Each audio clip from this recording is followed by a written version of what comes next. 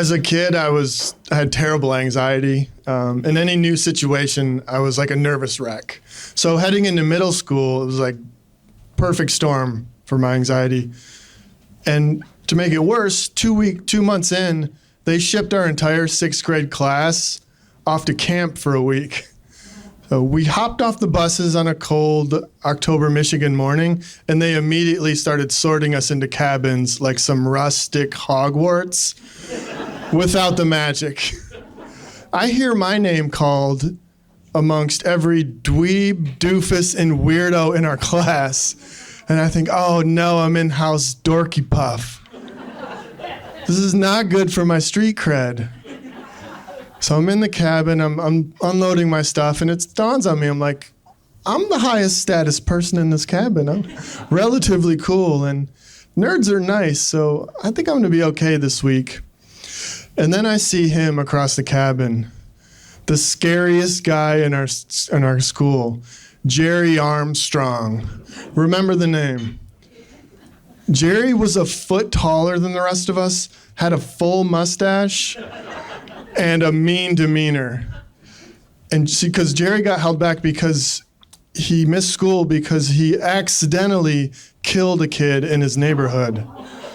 So I thought, I'm just gonna lay low, steer clear of this guy, and if I have to, I'm gonna use one of these dweebs as a shield.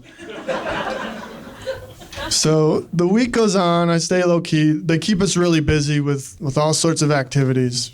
Hiking in the cold rain, canoeing in the cold rain, and my favorite, building a campfire in the cold rain.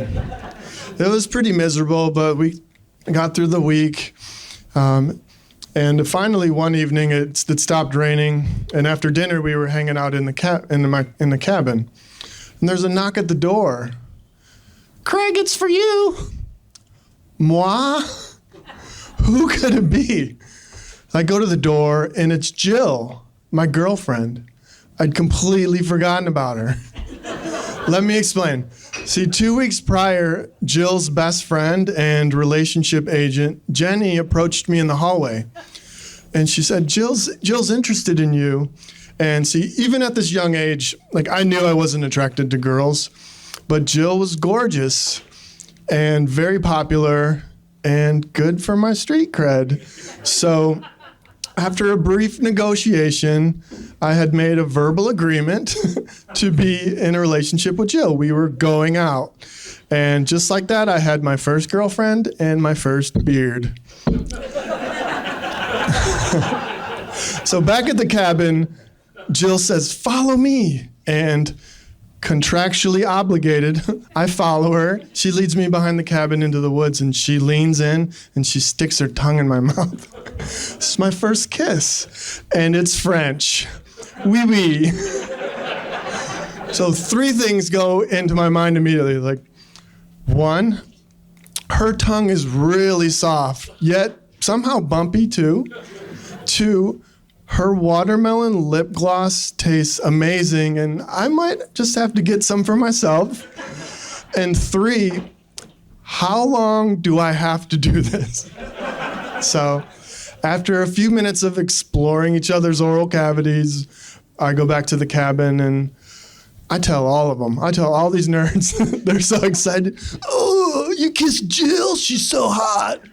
Oh, you used your tongue? Ben even broke out into Big Bopper. Ooh, baby, that's what I like. The cabin was abuzz with like high hopes, and we were all feeling pretty good. And then the lights go out, and I hear my friend David in the bunk above me. He just yells out, Jerry Arm Wimp. Who said that? I dare you to say it again. Jerry Arm Wimp. Jerry Armwimp. Even I get on it. Jerry Armwimp. It was the revenge of the nerds. We were getting back at this bully. He went full Tasmanian devil. By the time Mr. Brown, our teacher, came in and turned on the lights, there were bunks flipped over, mattresses and belongings everywhere, and Tim had his whole face was bloody. But I guess it was worth the sacrifice because Jerry got kicked out of our cabin, and we were feeling really relieved. Like, oh, hallelujah, no more bully. So I think the events of the week got to me by the last night, and in the morning I woke up in a puddle of my own urine. I wet the bed. So this is horrible for your street cred. On the totem pole of street cred, bedwetter's the bottom. So I'm like, oh no.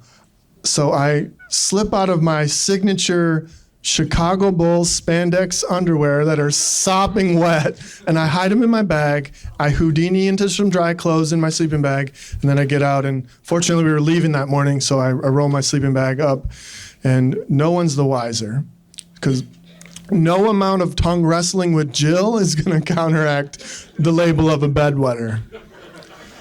So they drop us off at the middle school, and we're getting our bags off the back of the bus. I get mine, and I think, phew, I made it through the week without, any horrible labels, and I can go home. And just when I turn to leave, I hear Mr. Brown say, "Whose are these?" as he holds up my sopping wet signature Chicago Bulls spandex underwear.